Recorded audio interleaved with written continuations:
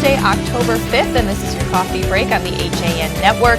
I'm Kate Czaplinski, happy to be back in studio today with the latest local news. Frank Granito will have a look at the forecast and a Nutmeg sports update, and Donald Ang joins us later for a look back on this day in history. But first, on to today's latest news. In Ansonia, two 13-year-old girls have been arrested for social media clown threats. The Ansonia Police Department received several complaints regarding postings on social media that threatened violence at the Ansonia schools today. As a result of that investigation, two suspects were identified and taken into custody. The juvenile suspects, both female and age 13, were charged with first-degree threatening, breach of peace in the second degree, and conspiracy to commit threatening in the first degree, as well as breach of peace. The suspects in Ansonia's arrest are local residents, and police say they are not the same juveniles as were arrested in Naugatuck. While the username on the social media post was Ansonia_clown, the police department does not believe the suspects are associated or involved in the ongoing nationwide clown sightings and threats. Now, the Trumbull Police Department has also said it's among those local departments investigating clown threats in the area. Trumbull police say that the department, along with the school resource officer, are monitoring the situation and are not yet aware of any specific threats directed at Trumbull.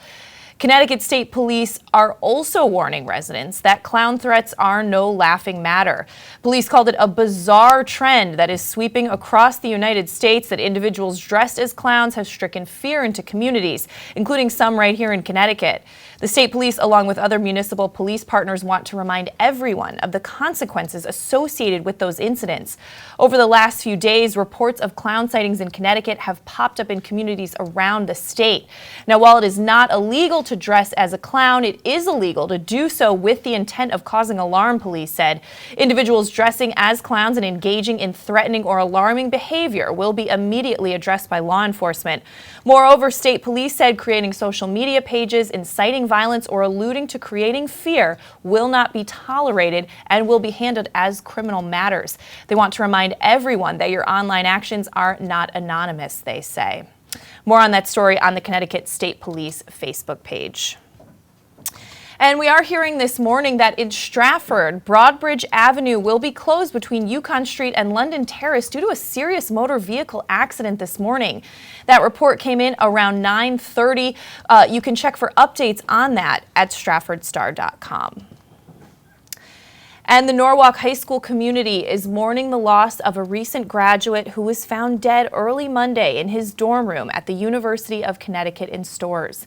Hearst Connecticut Media reports that Sean Sullivan, a freshman economics major from Norwalk, was found unresponsive in his Grange Hall dorm room. Medics responded to the scene and attempted to revive Sullivan, but were unsuccessful.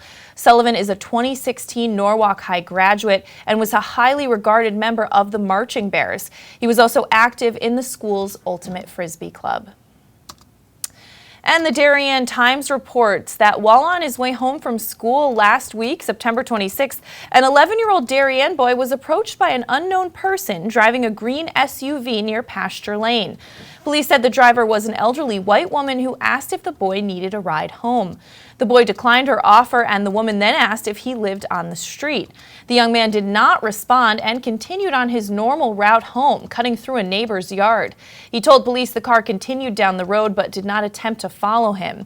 According to police, the woman made no attempts to coerce the boy into the vehicle. The boy said the SUV may have had a Quinnipiac Bobcat sticker on the rear bumper and had several scratches and dents. Police are still searching for that vehicle. And in other news, the Fairfield Citizen has an update on the investigation into a Shelton infant's death at a Fairfield daycare. They report that Carol Cardillo told police that she didn't have any Benadryl at her unlicensed daycare center, but police said Cardillo's CVS Extra Care card tells a different story. According to the arrest warrant, detectives discovered that between 2013 and 2016, Cardillo purchased nearly 90 bottles of children's Benadryl at CVS. She is charged in the March death of 4-month-old Adam Siegel. An autopsy said he died of diphenhydramine intoxication and designated homicide as that manner of death. Diphenhydramine is the main ingredient in Benadryl, which is an antihistamine which is not supposed to be given to children under the age of 2. Cardillo entered a plea of not guilty Tuesday at State Superior Court in Bridgeport and has requested a jury trial. According to the arrest warrant, Cardillo's Benadryl purchases were made during school months, which was when the home daycare at Cardillo's Edgewood Road home was open. No CVS Benadryl purchases were found after the day the daycare closed following Adam Siegel's death, nor during the summer months in the prior year. The infant died March 22nd after being put down for a nap at Cardillo's daycare at her Edgewood Road home. That investigation began that day when a 911 call was received around 3 in the afternoon about an unresponsive infant. Adam Siegel showed no signs of trauma, and before the autopsy, it was assumed that he had died from sudden infant death syndrome. Due to Adam Siegel's age, an autopsy was mandated by state law. Adam, who lived in Shelton with his parents, had been attending Cardillo's daycare center for only 11 days. And in other news, a Shelton bus driver is being thanked for helping a group of children to safety after her bus broke down. The Shelton Fire Department responded to a report of a potential gas leak in a school bus while it was making drop-offs at Elizabeth Shelton School on Wednesday, September 28th, just after 9 in the morning. But when the fire department arrived, the passengers had already been guided to safety by the driver. Marge Morosco has been driving buses in Shelton for nearly 28 years. She said the morning began just as it had for the past 7 years she's worked that route to Elizabeth Shelton, but that changed quickly when she reached the three-way intersection of Maple Ave and Hayfield Drive. She said she heard a popping noise, and immediately after the engine shut off and she could smell propane fumes. After putting out the alert that the bus was pulled over, Morosco said she began to guide all of the students off the bus and to a grassy patch where she could be safe from the fumes and traffic. She said she has 12 to 13 kindergartners on her bus. One of the students' fathers, David Myers of Rhodia Ridge, had seen what transpired and offered to wait with the kids while Morosco checked the bus for a second time. After completing that second check and assuring the safety of the children, the group of students waited to be picked up by another bus for approximately 10 minutes before being brought to school.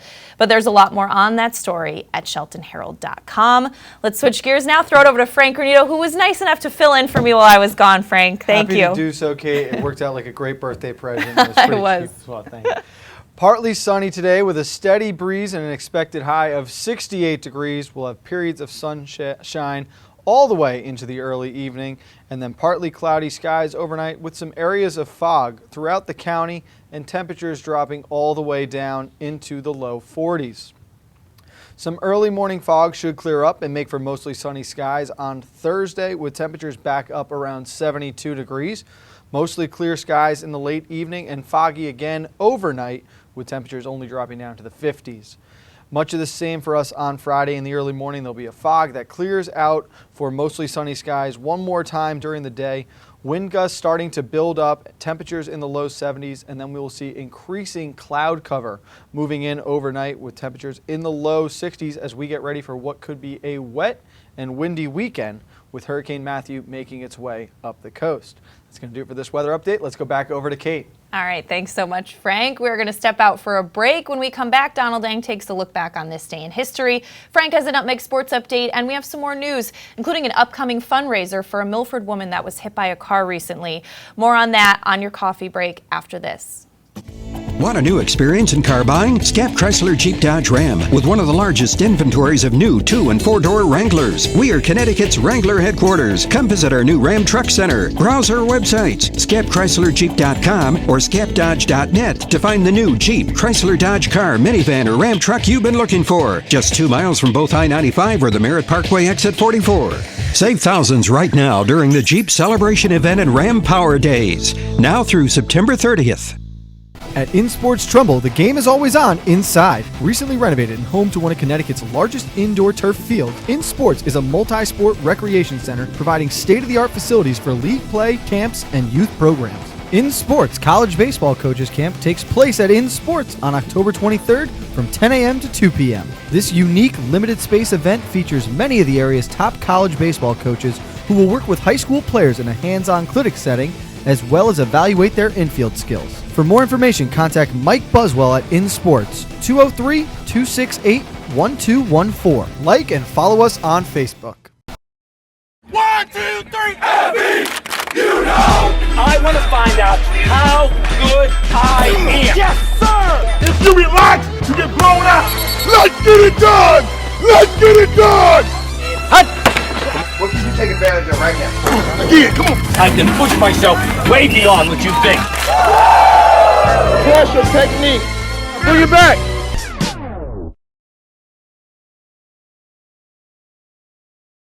At Mex on Main, Trumbull's very own Mexican Grill, we're all about fresh, fast, and friendly service. Our Main Street restaurant offers the best in traditional and non-traditional Mexican dishes, with only the best ingredients, never frozen. From authentic burritos, fajitas, quesadillas, and salads, we have something on the menu for everyone in the family. And enjoy our open salsa bar, giving you more ways to customize your meal. Stop in for lunch or dinner at 6528 Main Street, Trumbull, or find out more at mexonmain.com. When it comes to local entertainment, we've got it all. From movies, local artists, etiquette, and more. Watch HAN Arts and Leisure with me, Steve Coulter, and our Arts and Leisure editor, Sally Sanders, Mondays at 12:30, right here on the HAN Network. What's happening up in Hartford and what's trending in the Nutmeg State? Join Kate Czaplinski And Josh Fisher on CT Pulse live Wednesdays at 12:30 to find out. We talk to the leaders and newsmakers while breaking down the stories you should be paying attention to each week. With the help of HAN's editorial cartoonist Doug Smith, we take a humorous look at the news of the week. We talk about everything you were told you should avoid bringing up in polite company. CT Pulse, Wednesdays at 12:30 on the HAN Network. We're back on this October 5th edition of your coffee break on the HAN Network. I'm Kate Czaplinski, and it's time to throw it over to Donna Lang for a look back on this day in history. I did make a few guesses today. Don, what do you have for us? Well, good luck for it to you. We have a heartbreaking end to a flight to freedom, but first we go to 1789. Angry over the price of bread, thousands of Parisian women loot an armory, then march on Versailles to confront King Louis XVI. A violent confrontation ensued, including the deaths of numerous palace guards before Marie Antoinette and Louis agreed to return to Paris and institute constitutional reforms. To 1962, Dr. No, the first Bond movie, is released, based on the 1958 novel of the same name. In the movie, Dr. No is trying to take over the world. Bond travels to an exotic location to thwart him while drinking lots of cocktails. There are some pretty Bond girls. Roll the credits. The 25 subsequent films have all pretty much kept the same plot. Also, on that same day, in 1962, the Beatles released their first single, Love Me Do, backed with P.S. I Love You in the UK. It would peak at number 17 on the charts. The song was actually written several years before it was recorded and prior to the existence of a band called the Beatles. Finally, now we go to 1877 for this. I am tired of fighting. The old men are all dead. The little children are freezing to death. Hear me, my chiefs. My heart is sick and sad. From where the sun now stands, I will fight no more, forever.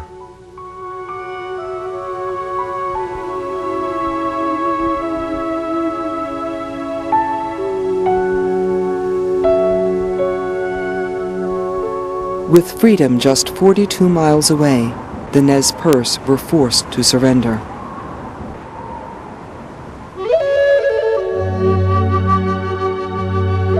Chief Joseph and 400 remaining Nez Perce were sent to Indian Territory, now the state of Oklahoma. There, more than 100 died of disease and oppressive heat. The Nez Perce were never allowed to return to the land where their fathers were buried. Joseph and the others eventually died in a land of strangers. That was Chief Joseph surrendering the surviving Nez Perce with a heartbreaking speech there. The U.S. government had forced them off their fertile lands in Oregon, but about 2,900 of the people refused to stay on the Idaho reservation where they were relocated. The Nez Perce attempted to reach sanctuary in Canada, but were pursued 1,100 miles across 4 states by U.S. cavalry.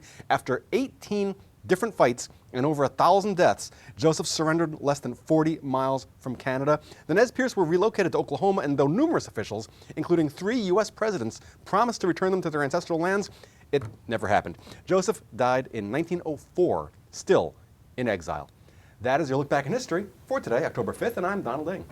All right, Don, you continue to thwart my best attempts at guesses, but it's all right. You had some good ones, though. I was happy. I was glad. Right. Lech Walesa wins the Nobel Peace Prize. All right. Well, thanks so much, Don. In other news today, the Monroe Police Department said that 3 local establishments sold tobacco products to minors. The police department and members of Connecticut's Department of Mental Health and Addiction Services Tobacco Prevention and Enforcement Program conducted an unannounced compliance inspection of all the Monroe locations that sell tobacco back on September 28th. The police said the inspections were held to ensure that the shops were not selling tobacco to anyone underage. Both entities inspected 15 locations and found that Brand Cigars, the Monroe Turnpike Service Center Sunoco, and the Food Mart Shell Station had sold tobacco to minors. The police said that each of those 3 clerks who violated the tobacco law were issued a $200 ticket, and the individuals who hold the cigarette dealer license at each of those establishments will also face additional administrative sanctions from the Department of Revenue Services.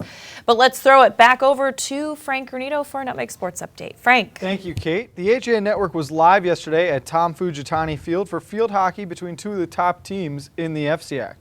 Despite falling behind 1-0, Wilton managed to score the game's final 3 goals on their way to knocking off the previously unbeaten Darien Blue Wave. Let's take a look at some of the highlights right now. Elders to inbound again. They go give and go, tried the one-timer, ends up in front, shot on goal, and they score. It's Giannunzio waiting right there in front.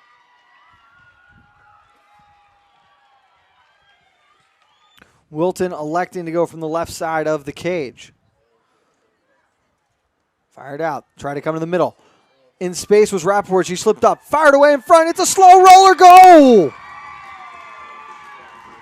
Caroline Farrow gets the goal for the Warriors in the second half. All of them coming from the 18-minute mark on. Here's Ward with it. Comes back. That pass behind Rappaport. Quick shot there. Kicked aside momentarily. Now in front the shot. Diving save. It's battled around in front. Heading for the goal line. Is it in the net? Score!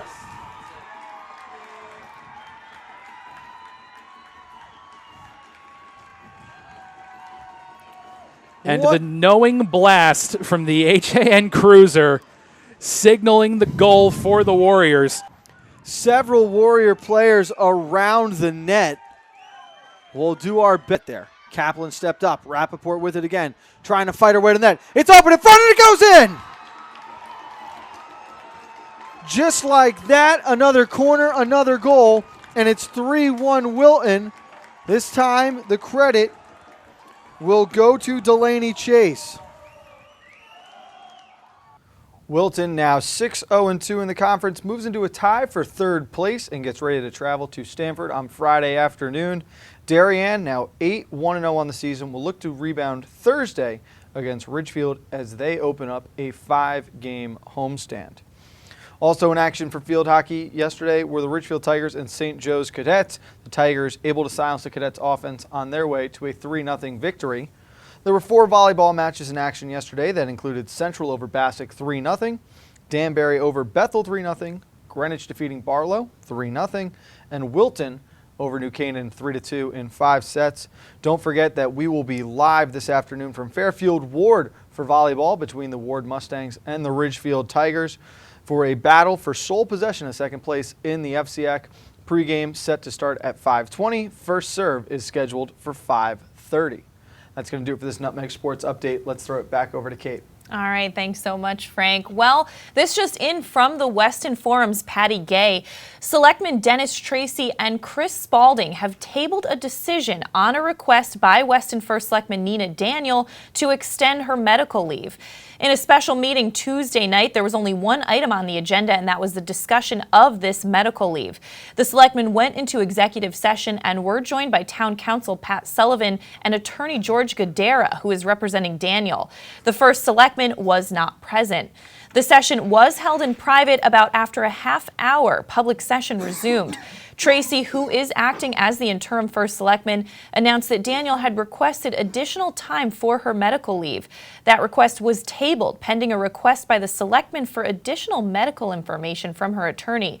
Tracy said the selectman will discuss the matter again at the board's regular meeting on Thursday, October 6th at 7:30 in Town Hall. Daniel has been off the job since August 30th when she announced she was taking a 2-week extended vacation. Then on September 7th, she announced she was taking medical leave until October 3rd. There's more on that story at thewestonforum.com. And in Milford, a fundraiser is planned Monday, October 10th from 4 to 9 p.m. at the Bridge House restaurant to benefit Amanda Keene. 34-year-old Keene is a Bridge House waitress who was hit by a car in August after leaving work. Police said that accident occurred Sunday, August 28th at about 10:45 at night in the area of Bridgeport Avenue and Woodland Avenue. They're still looking for the driver of that vehicle. A witness told police that it was a dark-colored sedan traveling eastbound on Bridgeport Avenue that struck Keene. The witness also told police that after the accident occurred, the dark-colored sedan fled the scene and headed eastbound. The car involved in the accident would have damage to its right front headlight, bumper, right fender, and would be missing its passenger side right mirror, police said. As of Tuesday, a GoFundMe page has raised almost $15,000 of $100,000 sought to help pay Keene's medical bills. You can get more on that story at milfordmirror.com. And the Shelton Herald reports that in response to all the damage done by Hurricane Sandy back in 2012, John Nowinski, who's a veterinary assistant at the VCA Shoreline Emergency Center, has founded a volunteer-based community service designed to address the need for animal emergency response team within the state. Since Nowinski founded the Emergency Animal Response Service, or EARS for short, nearly 5 years ago, he's added members to his team of skilled volunteers and increased their arsenal of tools used in everyday rescues on animals ranging from cats to horses. EARS has also joined forces with a number of 24-hour animal hospitals across Connecticut to enable the team to serve communities all around the state when primary care centers are closed or an owner does not have transportation for an injured animal. The Public Service Group acquired a retired human ambulance at an auction 2 years ago, and according to Nowinski, the purchase was a no-brainer.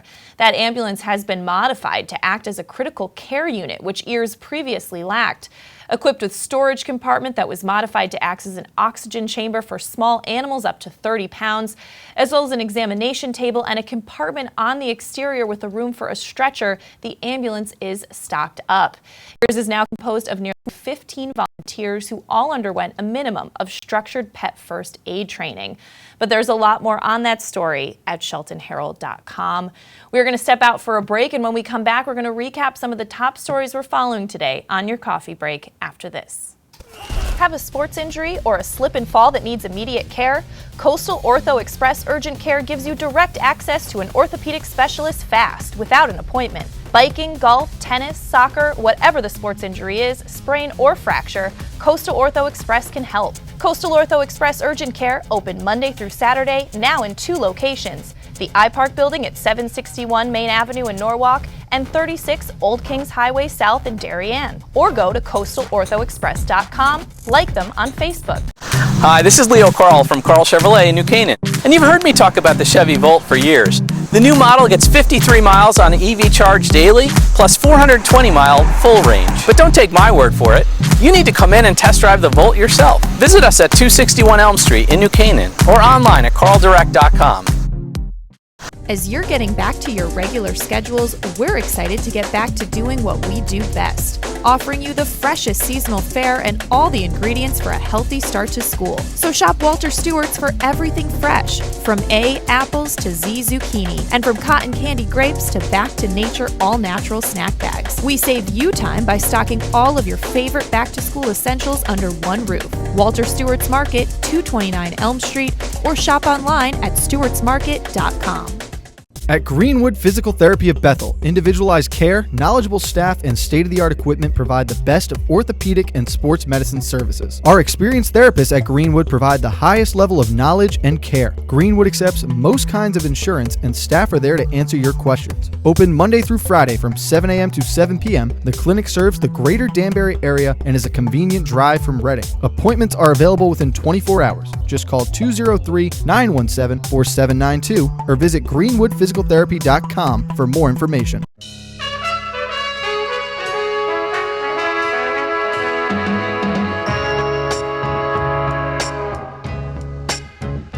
Washington Prime, now open on Main Street in Georgetown. Come enjoy our relaxed setting, excellent service, award-winning nightly happy hours, and feast on our creative new American cuisine.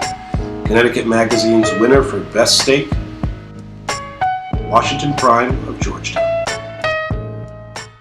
If you're watching this broadcast, you're not alone. The HAN network is available for 200,000 Connecticut cable customers on the Frontier Network, and we've also reached 1.7 million viewers on our free live streaming sports, news, and entertainment broadcasts. To reach our rapidly growing audience, contact Advertising Director Jessica Murrin at 203-273-7312 or email jessica@han.network. We're back on this Wednesday edition of your Coffee Break on the HAN Network. I'm Kate Czaplinski, recapping some of the top stories we're following today, including that in Ansonia, 2 13-year-old girls have been arrested for social media clown threats. The Ansonia Police Department received several complaints regarding postings on social media that threatened violence at the Ansonia schools today.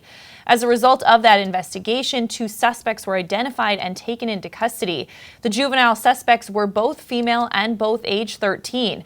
They were charged with first-degree threatening, breach of peace, and conspiracy to commit threatening.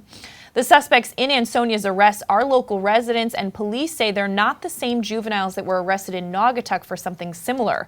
While the username on the social media post was Ansonia_clown, the police department does not believe that the suspects are associated or involved with the ongoing nationwide clown sightings and threats. The Trumbull Police Department has also said it's among those local police departments investigating clown threats in the area. Trumbull Police said in a release that the department, along with the school resource officer, is monitoring the situation, though they're not yet aware of any specific threats in Trumbull. Connecticut State Police are also warning residents that these clown threats are no laughing matter. Police called it a bizarre trend that is sweeping across the U.S., that individuals dressed as clowns have stricken fear into communities, including some right here in Connecticut. The state police, along with other municipal police partners, are reminding everyone of the consequences associated with those incidents. Over the last few days, reports of clown sightings in Connecticut have popped up in communities around the state. They say while it's not illegal to dress as a clown, it is illegal to do so with the intent of causing alarm. Individuals dressing as clowns and engaging in threatening or alarming behavior will be immediately addressed by law enforcement. They also said creating social media pages inciting violence or alluding to creating fear will not be tolerated and will be handled as criminal matters. They remind everyone that your online actions are not anonymous, and they say that they'll continue working with social media companies to identify those who are inappropriately using social media to cause panic. They say already at least 5 individuals have been taken into custody for engaging in such behavior. And we are also hearing that this morning there was a serious accident in Stratford. Broadbridge Avenue will be closed between Yukon Street and London Terrace for several hours, according to police. That report first came in around 9:30 in the morning, but you can check for updates on that at stratfordstar.com. And the Norwalk High School community is mourning the loss of a recent graduate who was found dead early Monday in his dorm room at the University of Connecticut in Storrs. Hearst Connecticut Media reports that Sean Sullivan, a freshman economics major from Norwalk, was found unresponsive in his Grange Hall dorm room. Medics responded to the scene and attempted to revive Sullivan, but they were unsuccessful. Sullivan is a 2016 Norwalk High graduate, and he was a highly regarded member of the Marching Bears. He was also active in the school's Ultimate Frisbee Club. And finally, the Center for Family Justice, in cooperation with local community leaders and law enforcement, has scheduled a series of vigils to commemorate the observance of Domestic Violence Awareness Month throughout October. Last night, a vigil was held in Stratford, and Brendan Sherrod, who is formerly of the Yale basketball team and a member of the Yale Whiffin' Puffs, sang during that vigil. Check it out.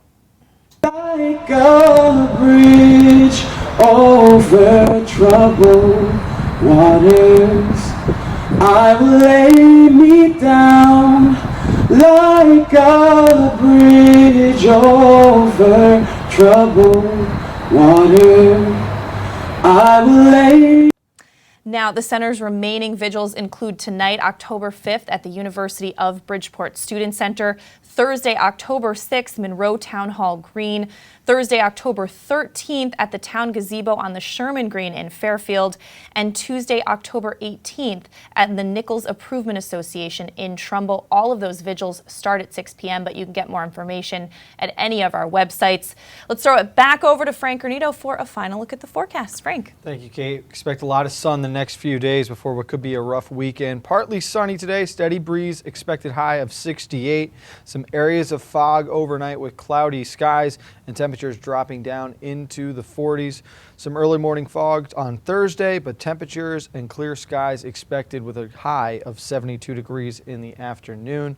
Mostly clear skies in the late evening, but foggy again overnight and temperatures in the low 50s. Much of the same Friday, as we'll have some early morning fog that makes way for mostly sunny skies during the day. Little windier, up around 10 miles per hour with the gusts, temperatures in the low 70s, then some increasing cloud cover moving in overnight as we get ready for what could be a wet and windy weekend with Hurricane Matthew moving up the coast. All right, we'll keep an eye on that, Frank. Thank you so much. We're going to wrap things up here on your coffee break, but it's Wednesday, so CT Pulse coming at you at 12:30. Of course, Nutmeg Sports at 2 o'clock, and volleyball tonight. 5:30 at Fairfield Ward. They've got the Ridgefield Tigers coming to town. All right, great. Thank you so much. We will see you tomorrow at 11 for your coffee break.